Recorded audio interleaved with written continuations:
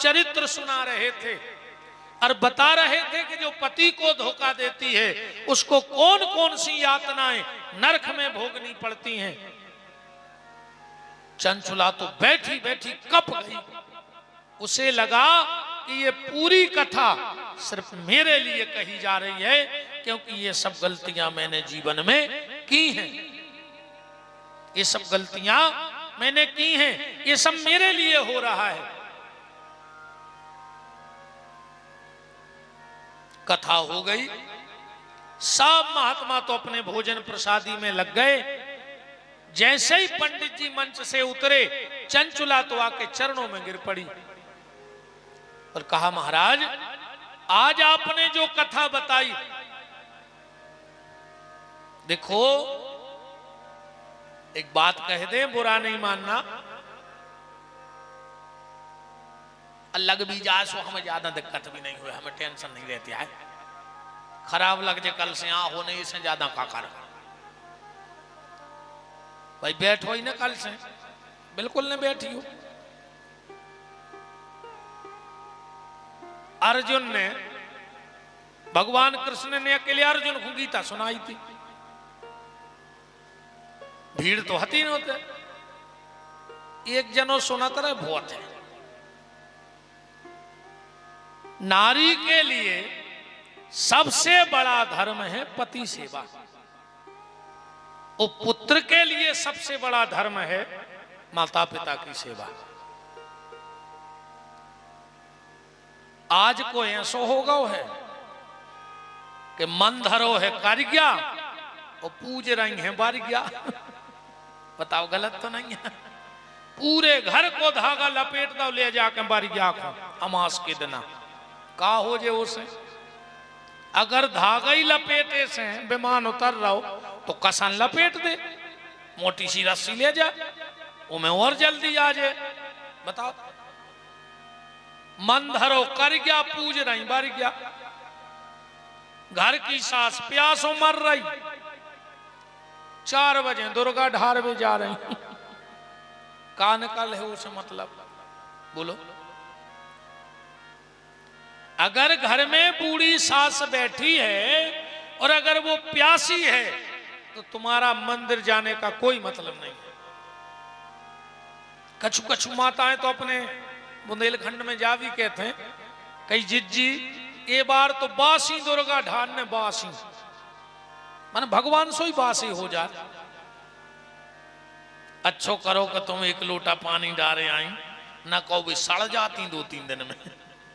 जब बासी हो सकत तो सड़ भी सकत, नहीं सड़ सकत। बासी दुर्गा ढार ने गाय काका तमाशे चले यार। घर वालों भूखो फिर रहा भी सुहागलों में चली गई। सुहागला के घोड़े का पराए, वो रोटी ढूंढ रहा हो कि 2 ही रोटी मिल जाती तो खा के पानी पी लेते। अच्छो ते खा के और शाम को मुट्ठी में चना लेके घरे आ गए कि जे तुम खा ले। वो का घोड़ो आया है, घर वालों का घोड़ा आया है। बताओ, हमें दिक्कत नहीं है, खूब सुहागले करो, पर तन्ना सुहागला को ध्यान रखियो। जो अंदर सुहागले हुए सो सुहागला को रोटी खुआ दियो पहले, बस कि आओ सुहागला तुम रोटी खा लो। कहियो काहे कहियो हमारी सुहागले हैं। गोस्वामी तुलसीदास जी ने कहा है कि एक ही धर्म एक व्रत नेमा, ओ काय वचन मन पति पद प्रेम। माताओं को एक ही धर्म, एक ही नियम है कि वो पति परायणा रहे, पति के चरणों में उसकी प्रीति रहे।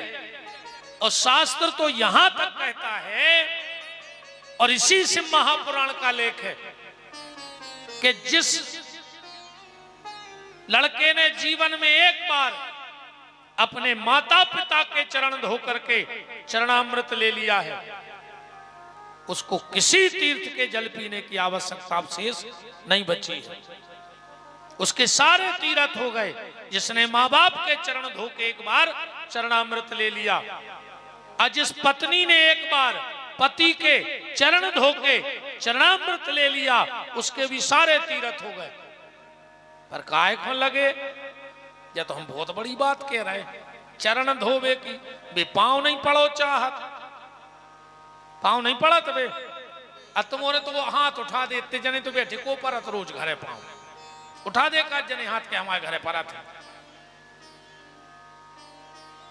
वो तो जाका रे वो करवा चौथ सो चल गाओ, सुसाल में एक दिन अपन को भी लगत के घरे अपनी बेलू है, सुबह पांव पड़ ले साल में एक बार। वो दिन भी पता है कैसे पांव पड़त, कहीं आप अंदर आ रहा है, कहीं काय कहीं हमें पांव पड़ने, वे भी अकेले में पढ़ हैं, सबके सामने घर वाले के पांव नहीं पड़ सका।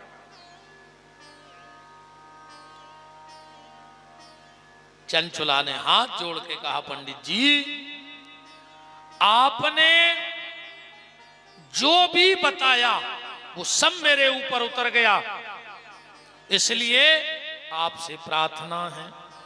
कौन सी प्रार्थना है? आपसे हमारी ये प्रार्थना है कि हमें कोई उपाय बता दीजिए जिससे हमें इस चीज से मुक्ति मिल जाए। अच्छा, एक बात ध्यान से सुनना, लगभग ये मंत्र यहां जितने लोग बैठे सबको आता है। तुम्हें वो माता च पिता, तुम्हें वो बंधु च सखा, तुम्हें वो विद्या द्रविणम, तुम्हें वो सर्वम मम देव देव। पर आप में से कोई ये बता सकता है कि ये मंत्र कहां का है, कौन से पुराण का है, किस अध्याय का है, या कौन से वेद में लिखा है? आता लगभग सबको है। ईमानदारी बताओ, किसी को पता है कि रामायण को आए, जो कि महाभारत को आए, कि भागवत को आए? किसी को पता नहीं है, आता सबको है। ये मंत्र श्री शिव महापुराण के महात्म के अध्याय नंबर 3 के श्लोक नंबर 56वां है। ये किसने किससे कहा? ये चंचुला ने पंडित जी से हाथ जोड़ के कहा कि पंडित जी अब तो सब तुम ही मेरे लिए हो, तुम ही माता, तुम ही पिता, तुम ही सब कुछ हो, पर मुझे इस पाप से मुक्त करा दो। अनजाने में मुझसे हो गया ये पाप। जब चंचुला की ऐसी दीन दशा देखी, पंडित जी ने कहा, माता चिंता मत करो, भगवान भोलेनाथ से प्रार्थना करो कि बाबा कृपा कर दो, बाबा कृपा कर दो, झोली मेरी भर दो, तेरी दया का तेरा ध्यान धरेंगे, तेरा बाबा कृपा झोली मेरी भर दो, तेरी कृपा का हम सदा गुणगान करेंगे, तेरा ध्यान धरेंगे। बाबा कृपा कर दो, झोली मेरी भर दो, तेरी दया का हम सदा गुणगान करेंगे, तेरा ध्यान धरेंगे। बाबा कृपा कर दो, झोली मेरी भर दो, तेरी कृपा का हम सदा गुणगान करेंगे, तेरा ध्यान धरेंगे। कोशिश करो तो ना, अगर शरीर हल डुल जाए, अगर प्राण होए तो करो कोशिश, बाबा कृपा कर दो, झोली मेरी भर दो, तेरी दया का हम सदा गुणगान करेंगे, तेरा ध्यान धरेंगे। बाबा कृपा कर दो, झोली मेरी भर दो, तेरी कृपा का हम सदा गुणगान करेंगे, तेरा ध्यान धरेंगे।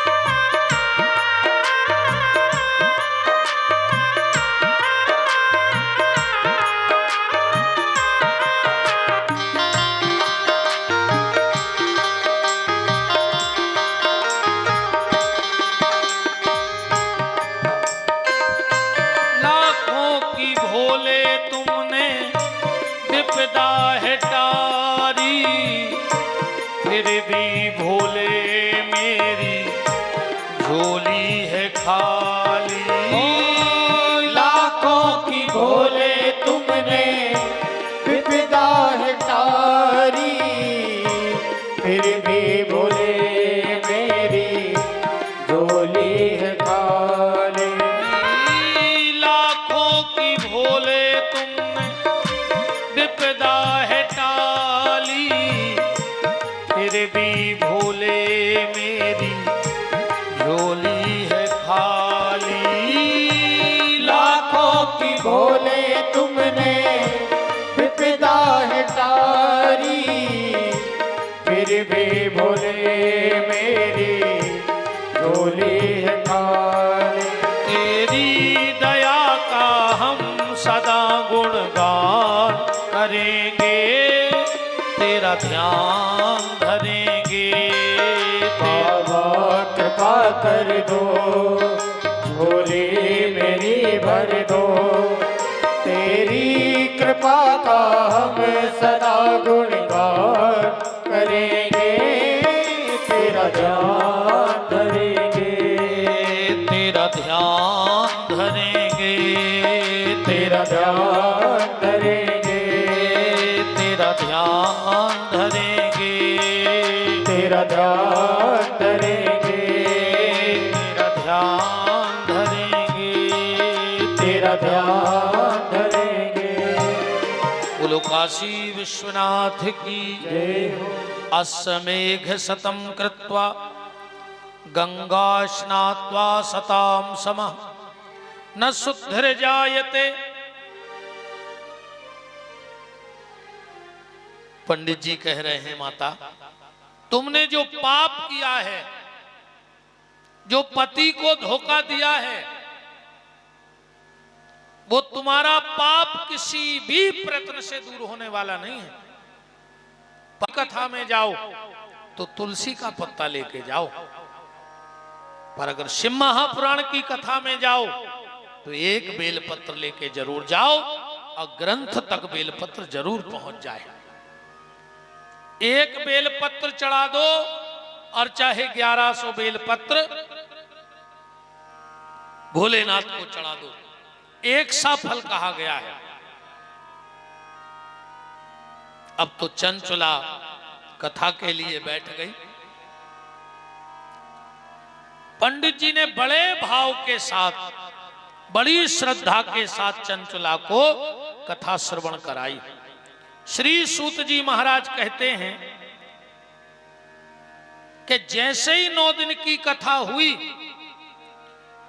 और चंचुला ने एक बेलपत्र ब्राह्मण पंडित जी को दान दिया, और पंडित जी आगे बड़े ही हैं, नीलग्रीवम पंचवक्त्रम त्र्यंबकम चंद्रशेखरम वामांगे बिभ्रति गौरी विद्युत पुंज समप्रभा।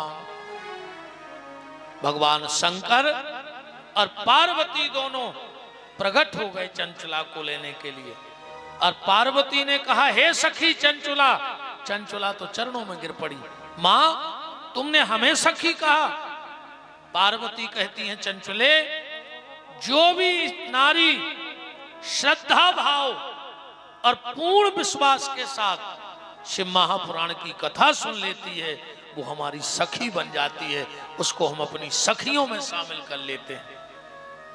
तूने भाव और श्रद्धा के साथ शिव महापुराण की कथा को सुना, इसलिए अब तू मेरी सखी है और मेरे साथ कैलाश में वास करेगी।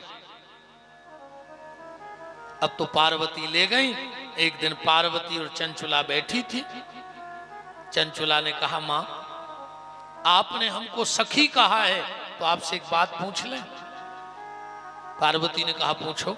बोले, मां आप तो सब जानती हो, बस इतना बता दो कि इस वक्त मेरा पति कहां है।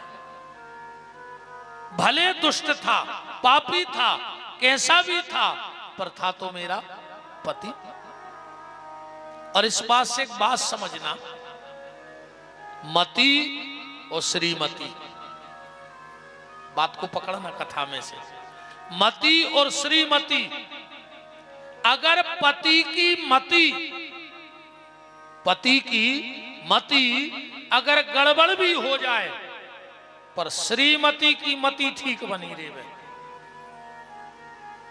पति की मति गड़बड़ हो जाए, गलत रास्ता पे चली जाए, अगर श्रीमती की मति ठीक है, तो एक दिन श्रीमान जी की मति अपने आप लौट जाए। हाँ,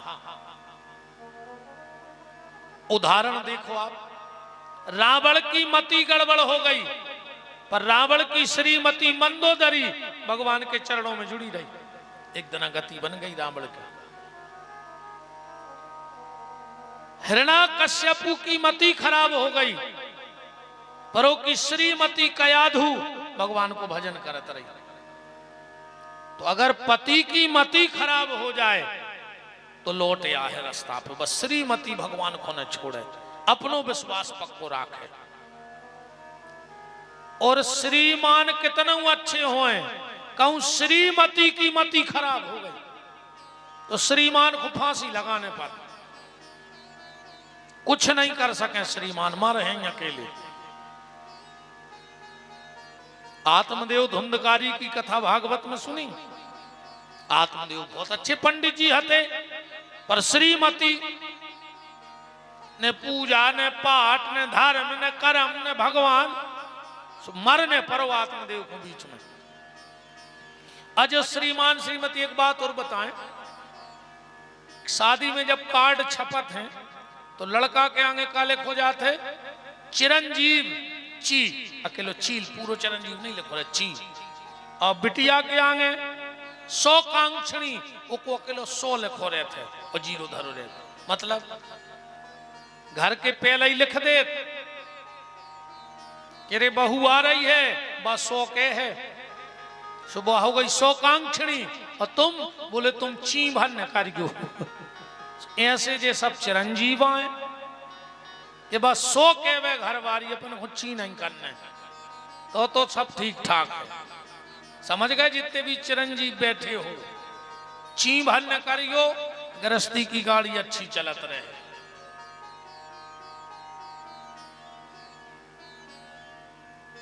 अब श्रीमती, बहुत ध्यान से सुन लेना, 2 गलतियां घर की आज से सुधार देना। जिस व्यक्ति के मिटने का समय आता है भगवान के घर से, 3 साल में वो परिवार मिट जे है, गारंटी कहाई। तुम जे 5 काम अपने घरे करने लगी, अगर हमारी बात पर विश्वास नहीं हुए तो, जो हम मना कर रहे वे तुम 5 काम चालू कर दियो घर में, तुम 3 साल में बर्बाद हो जाओ। पहला काम, बिस्तर पे बैठ के भोजन नहीं करना कभी।